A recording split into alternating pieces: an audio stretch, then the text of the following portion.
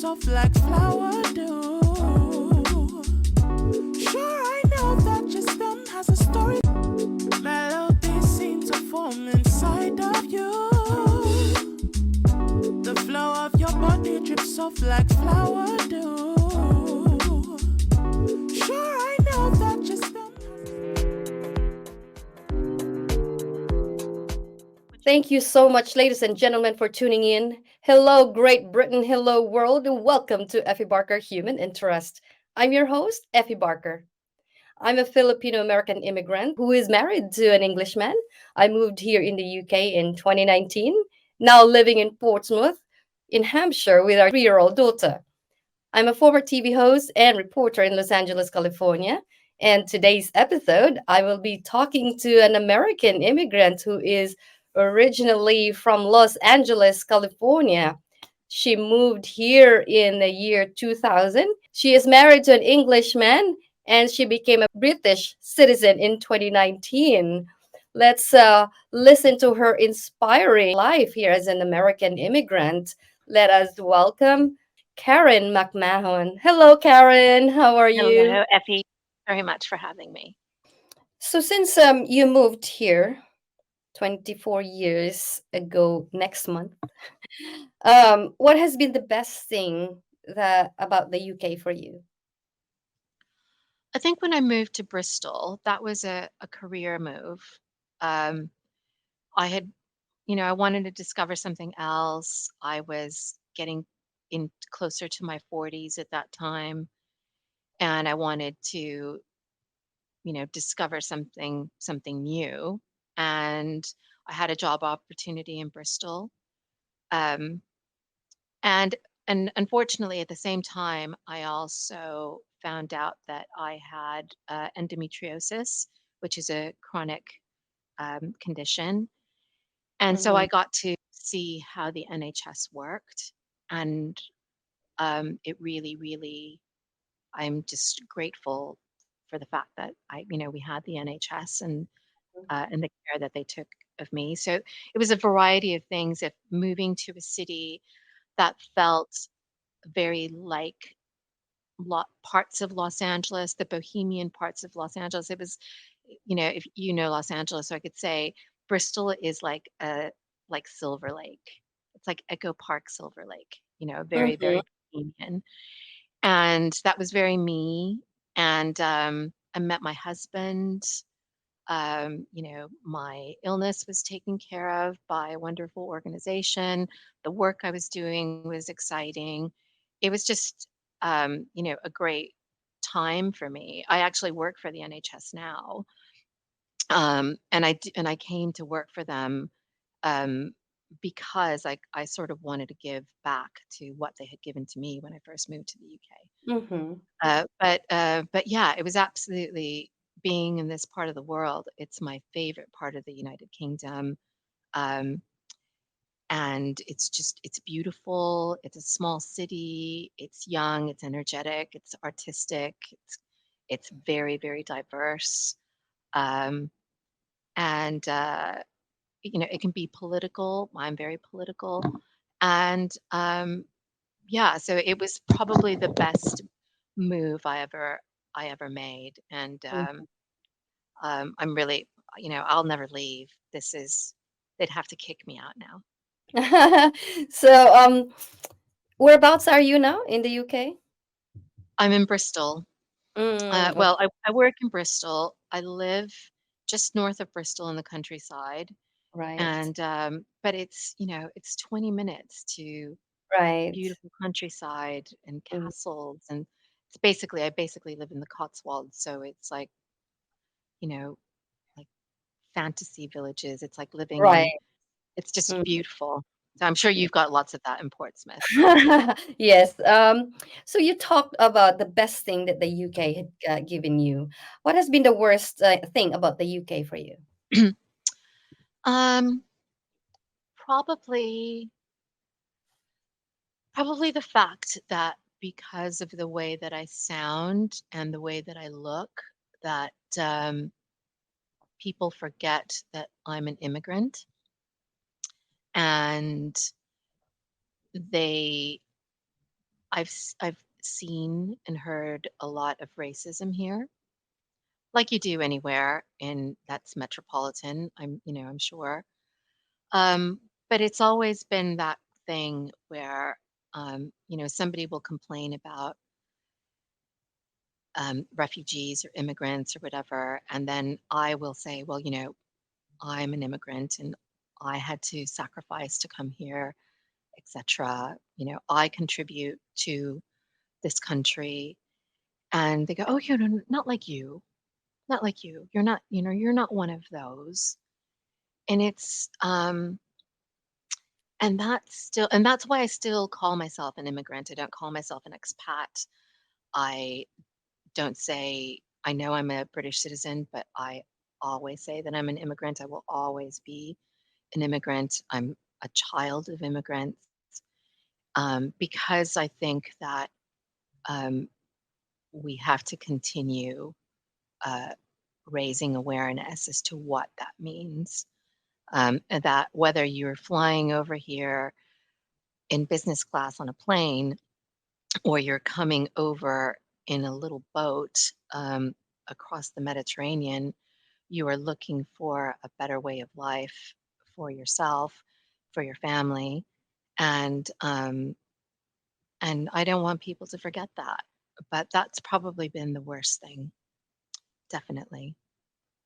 Um, Right. you know, the difficulties that the government makes to, from the amount of money for applications, for things, um, just to make yourself legal.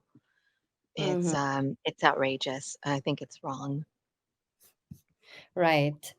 Well, let's take a break. When we come back, let's talk about the fees that's involved, and uh, let's also talk about the length of time that you had to wait with all the visas that you'd applied, and when you eventually became a citizen. And we'll talk about also that part of racism. I was about to ask you about it earlier, but we could talk about that when we get back. So, in the meantime, let me read the other part of my script here. I'm gonna Okay. edit that anyway later. All right. As an Yep. immigrant myself, yeah, as an immigrant myself, I have always been passionate about the journey and the sacrifices that immigrants have to go through in order to settle in a new country.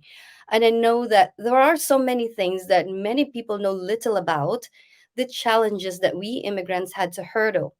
The loneliness, the helplessness are insurmountable and can be overwhelming.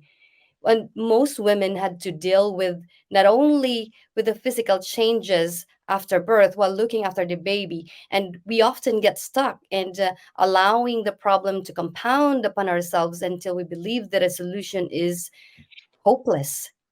Now, the show Effie Barker Human Interest stems from my own personal journey as an immigrant, and I'd like to use this platform to be the voice of not only with the immigrants, but to everyone who feel the need to be heard. And I want to delve with the daily life, the ups and downs, the joys and sorrows, and the triumphs and failures of being an immigrant here in the United Kingdom. And it is my desire that people will have a full grasp of the life of the immigrants and to inspire them to be compassionate and understanding. Right. Welcome back to Effie Barker Human Interest. We are still with our guest, who is born and raised in Los Angeles, California, who has both parents are immigrants and they're Spanish. And she's now married to an Englishman and now live in Bristol. And let's welcome back Karen McMahon. Welcome back, Karen. Thank you, Effie. And Karen, we talked about earlier on your experience and the reason why you moved here to the UK and what has life has been to you being an American immigrant here. Talk to us about the things that you had.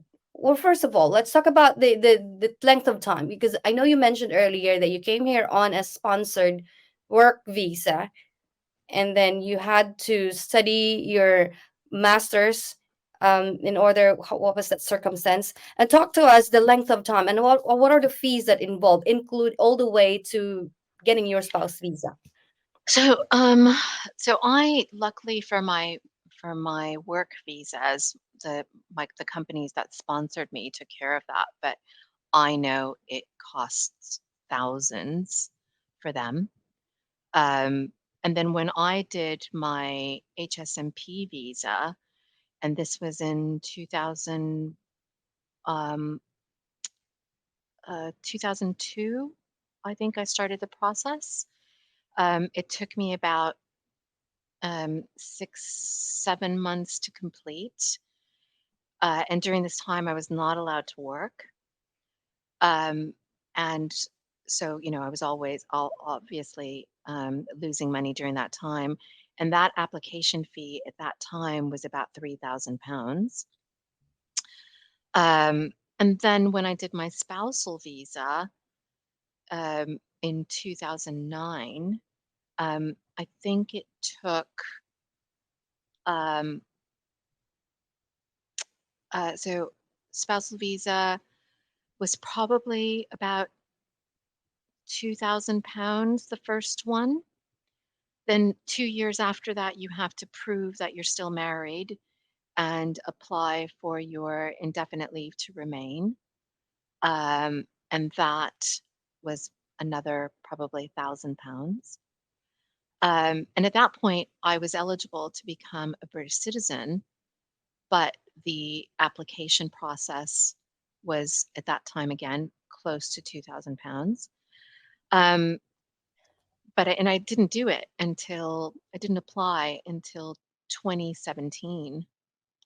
Um, and but I think now even the indefinite leave to remain, uh, I, I I would think I was told recently that indefinite leave to remain that cost me about £2,000 is now something like £5,000 or £10,000. I'm not, don't quote me, but I think it's something ridiculous like that. Hmm. And so I'm sure that with the loss of pay that I had when I wasn't working, with the amount of that I had to pay and my sponsors had to pay, um, I'm sure it was probably close to 50, 60,000 pounds. Wow, that's a Yeah, yeah. And mm, I know it's more expensive now.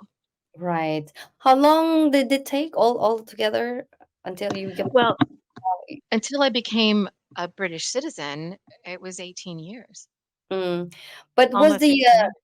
was the process difficult? The documents, the forms?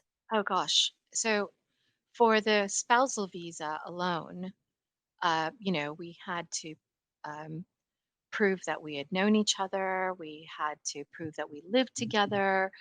I moved in with my husband before we got married, and he had, his council tax was in his name, and the phone bill was in his name. And so then and so, and my name was weren't on the bill. So then you had to prove that you were actually there. Luckily, I had a lot of NHS um, letters and things that were coming to my home, so I could prove things like that or bank statements. But it was not easy. And then that was just when we applied to be, to get married when we got married. And we then used a solicitor in Los Angeles that helped us with the spouse visa. Mhm, Um, so the cost of employing them to process our visa, but mm, was really expensive. mm, Um, what was I saying? Oh, oh yeah. So then 2 years later, when you have to do indefinite leave to remain, we had to do all of that all over again, and then continue to process to like update all of those files and include even more information, just to make sure that it wasn't a sham marriage, that we were actually living together. They were looking into my Facebook account because they wanted to make sure that we were posting things together, and they told me they were doing that. They were checking our phone bills to see if we were calling each other or texting each other on a regular basis. It's very, very invasive, and you don't know what when you do all of that whether it's going to work or not. You know, even if it was all real. Yeah, it's a Right. it's a big emotional cost as well as the Right. financial cost. Hearing your story and all those difficulties and the other experiences when you just moved here, what did you wish that you had known before you moved to the UK? Um, I think I mean, I was very naive because I didn't, like you said, I didn't really research that much before I came. And remember, this was 2000, so I couldn't just Google everything. Uh, there was some information on the internet, but the internet was just a baby then, and you didn't have the the the convenience of just having all that information at your fingertips. Mhm. I was looking on really old-fashioned discussion boards and things like that to try to find information when I needed it. Um, I mean, now I can imagine it's much easier. I mean, even doing things like calling my friends in Los Angeles is no big deal because I can just do a WhatsApp call or a messenger call, and it's free. Whereas in 2000, if I wanted to call somebody, I had to use my phone, and it cost me a fortune, to have a 5-minute phone call then. Um, but I do think that a lot of people are probably still naive and think that you can just move over and have and find a job, or that you can find a sponsor and someone who will give you a job. And that, I see that daily in our in like the American groups on Facebook, where people are like, oh, I met my boyfriend and I want to move to Mhm. London, and who's going to give me a visa? And it's like it doesn't work like that. Exactly. Um, so you really do have to do a lot of investigation, and if you don't do it, it can actually jeopardize you actually being able to get something valid Right. in the future. So Yeah. you have to be really, really careful, Mhm. and remember that being an immigrant is not easy, um, and that no matter who you are, once Mhm. you're an immigrant, even if you're not a person of color, it's not easy. Right. So now you moved, you already somehow assimilated to the UK. You like it here. Have you ever had your experience of you were treated differently because you say you're an immigrant, the American, Mhm. like a bad experience that really got into your nerves and say, this is not where I want to be? Oh, yeah, I'm well, I don't know about it about about not being where I want to be, um, because I think luckily I'm able to surround myself with people who are like-minded, and so I'm not, I don't, I don't spend my time or give my time to people who are ignorant and bigoted. Um, but I have had plenty of those experiences where people, Mhm. think that, you're taking our jobs, Mhm. you the the UK is better off without, um, without people of different nationalities. I mean, I have those discussions on Twitter on a daily basis. They don't get better, and it's really interesting that it's still with people who are pretty young. Yeah. And I just think, well, I was hoping that younger generations would be more open-minded and Mhm. Mhm. for the future, and not necessarily. Mhm. Uh, it Was there was like a sorry, was there like anything specific that's something you could share to us that happened I to you? think, when I started to see a lot of that actually happened before the European referendum. Mhm. That's when you saw that dividing line that you really see in the United States now. There's like that 50-50 thing, people who are pro and against. You really see that here. And I think it happened during the run up to the European referendum, where people who I thought were nice colleagues, um, told me, "Oh, well, I'm voting for Brexit because I don't believe that people should be here." we've let too many people in. We don't want them here.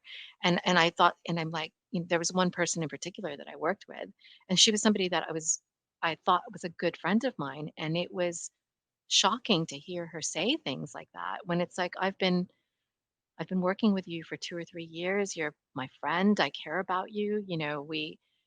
And you're saying things about people and forgetting who I am. And that was hard.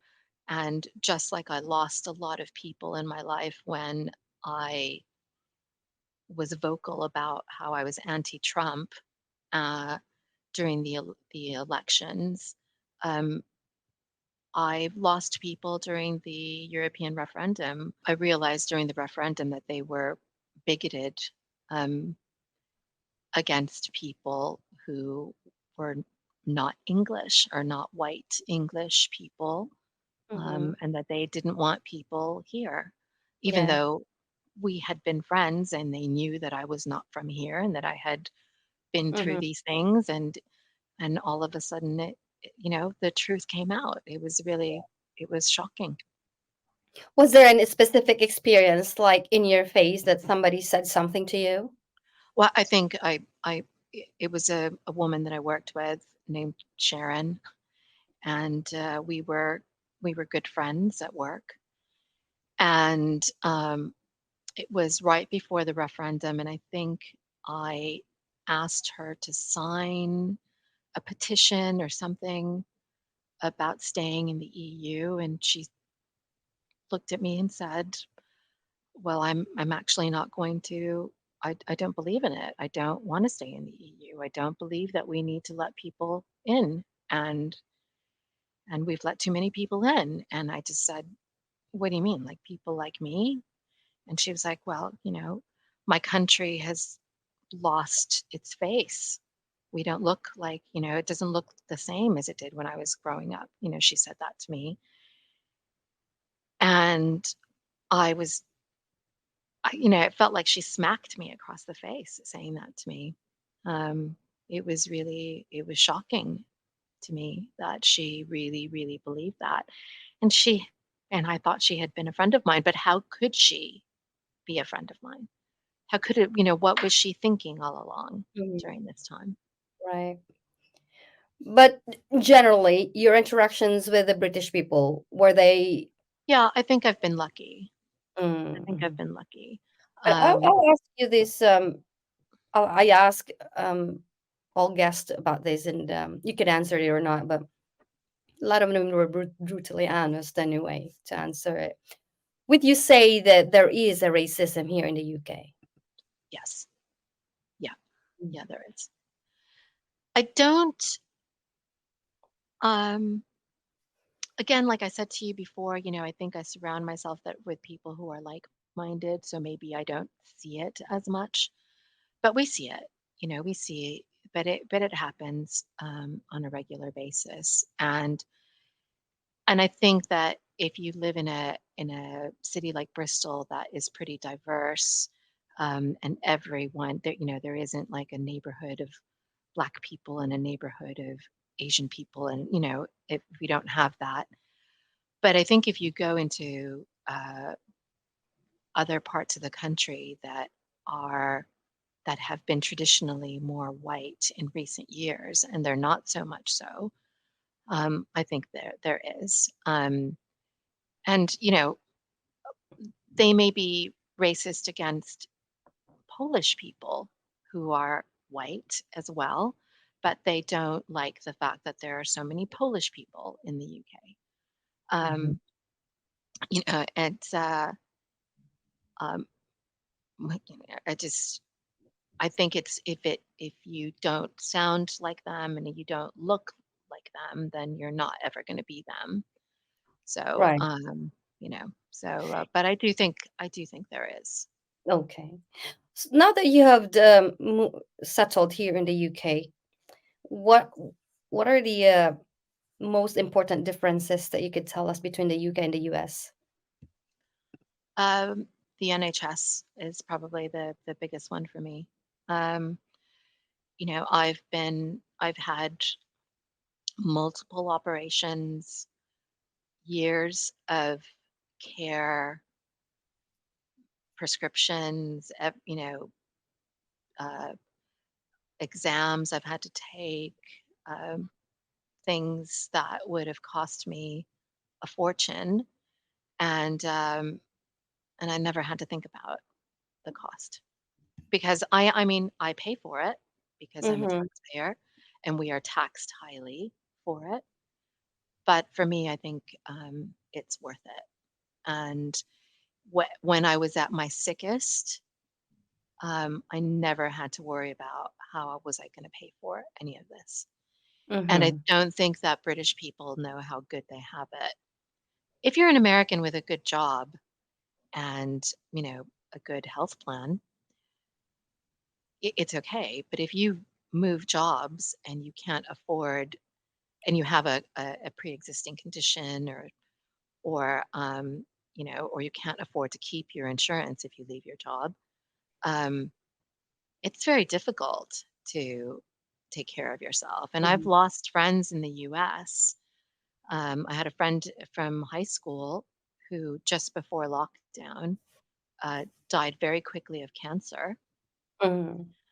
He was in his early 50s, and he had been a school bus driver his entire life, had moved to Florida as a school bus driver in his 30s, and so he had a pension, he had all of these things because he worked in the public sector, and then decided that he wanted to move back to Los Angeles um,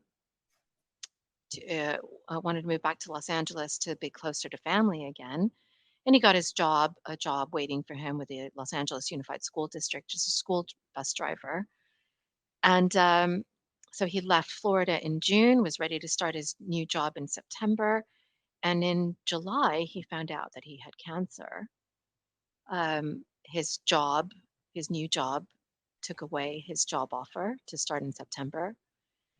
And so he was left without insurance, and he didn't have the money to pay for recurring insurance and had not acted on that. Mm-hmm. So, for a couple of months, his family was doing crowdfunders to help him pay for his painkillers. And by January that year, he was dead, Oh, And if he had been living in the UK, that would yeah, not have happened to him. right. At the very least, they will be taken care of. Yep. Yeah. Yep. Mhm. So that's the biggest thing for me. And I Right. will and I and I will live and by the sword of the NHS for myself. Right. It's something I really believe in. Yeah. So there are you talked about the things, the sacrifices that personally you and a lot of the immigrants had to go through. It's not easy to move into any country and settle. Um, and a lot of people, like I mentioned in my blip earlier, that a lot of people doesn't really know or know little about what we go through. What do you wish that the British people or people here in the UK would understand or know about or wish to know? I think I'd want them to have a little compassion, because that's not expensive.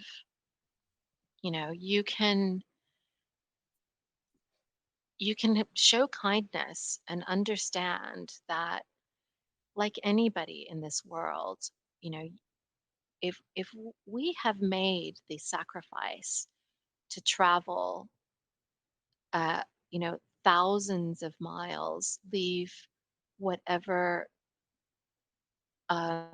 comfort we may have had from friends, family, um, even the ability to speak the language that you were born with and have somebody understand you, and you would leave all that to travel however far away, um, for a new life. There's got to be a reason for that, and British people have experienced that through themselves. I'm sure there are people who lived in Scotland and they left home for a better life, for a job in in the south of the country, and they may have experienced sacrifice that way or vice versa. And even that alone is probably really difficult. So imagine someone who is leaving their homeland for whatever reason, um, and they want to be part of your community. They want to, they want to work. They want to learn. They want their children to come here and flourish. Um, they don't want to take something from you. They want to do something with you. They want to grow something with you. And I don't think that that is a bad thing. If you can turn on Netflix and watch an American television show or a French TV show or a Spanish TV show, that is something that a multicultural world is giving you. That's something little. Now imagine if you've got on your street, somebody who's Filipino and somebody who's Polish and somebody who's English. And, together you, you can learn from each other and discover, different ways of doing things and embrace those things. And I really don't think that when um, British people travel to other countries that maybe are not as fortunate, that they have so many doors shut in their face. People embrace them. Mm-hmm. Um, it's it's funny that it's not funny, but I'm saying my brother actually lives in the Philippines now. Oh. He lives in Davao City. He met someone online and was retired and moved and had never lived anywhere else. And he's never had a difficult time there. No, Everybody completely embraced him, no. Filipinos are very you know? warm. Yeah. And it's like, you wouldn't necessarily expect the same thing to happen the other way around. Right. But, you know, look at all the British people that have moved to Spain, haven't even bothered to learn to speak Spanish, even though they've been living there for 30 years. Right. But Spanish people let them come in and enjoyed them being there. Um, just have a little compassion. That's all I think that Mm-hmm. people should have. Right. Now, given you all your experiences, if you could redo your move to the UK, Yeah. what would you have done differently? Um, I probably would have become a British citizen sooner. I probably would have done something to try to keep my own visa going as long as I could so I could have been on that track to citizenship sooner. Um, because when you're on or at that time, I'm not sure if it's the rules are the same, but at that time, if you were on a permit, then you weren't on anything that would allow you, that time did not count towards being able to be resident to citizenship. So I probably would have um, done something, maybe had a different master's degree or furthered my education at that time to try to have something that would have kept me here. I would have just become a British citizen sooner because now I have the right to vote. Um, I'm on the electoral roll, so my my credit status is immediately better. But the voting is probably the biggest thing, and I feel like I have a voice now. Mm-hmm. Um, so that's what I would have done sooner. Mm. Right. So these we're now down to the last two questions. This show um, is in the internet, is a web radio. It can be heard all over the world, that includes the America. And there are people, men and women, that are probably planning to move here in the UK, and or in the process already of their move here in the UK. What would you advise them? I would have them go on something like Facebook and find either um, there's an American Women in the UK group, a North American Women in the UK group. There are local city groups like the one in Bristol, Americans in Bristol, or I think it's North American, so it's not just people from the United States. We have Canadians there as well. But I would have you um, join these groups to have you find out neighborhoods you should move into or things that you should bring with yourself. Um, those kinds of um, those kinds of things to help you prepare.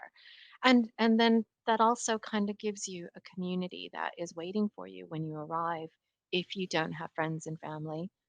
Um, Sometimes you might be moving with a partner and you have your partner's family, but it's nice to have something that's kind of your own as well. So whether it's a community of women or people in the sector that you work in or hobbies that you like, you know, you can find that those kinds of people um, that are already here and that you know maybe have recently moved, so they know the rules, the immigration rules as well. But do do more because it's not as easy as it was when I moved here, and you know, do more to investigate where you're landing. Hmm. Definitely. So you will be on your 24 years next month. Um, could I say, would you call the UK now your home? Or It are is. you planning to move at some point back to California? No, I know. I don't think I'm ever going to go back to California. I don't really like the political landscape in the United States right now. It makes me really sad because I always thought that California was a very inclusive and lovely place, and I don't even think that even as liberal and as it is, I don't think it is like it used to be. Um, and I can't see myself. I'm finding it really hard even wanting to visit right now. We haven't been back since before lockdown, and I'm not sure if or when I'll go back.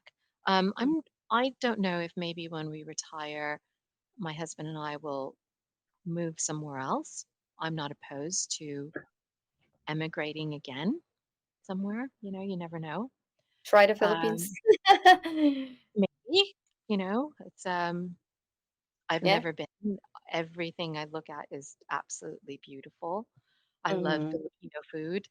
There's a very good Filipino restaurant in Cheltenham if you're ever in this part of the Hmm. world, by the way. Right. So, but Yeah. but yeah. So you know, you never know. I have very good British friends who just moved to Thailand, Hmm. and she's Indonesian, and he's British, uh, but they're my age and they're absolutely happy with their Hmm. move. It's like a new lease on life for them. So you never know. I might go, but I can't see myself moving back to the United States. Right.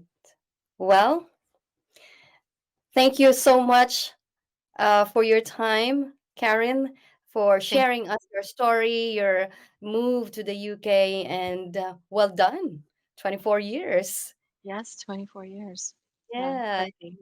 you're a Goes British by citizen. very quickly. Yeah, yeah. So again, I'm very grateful. Gracias for Nada.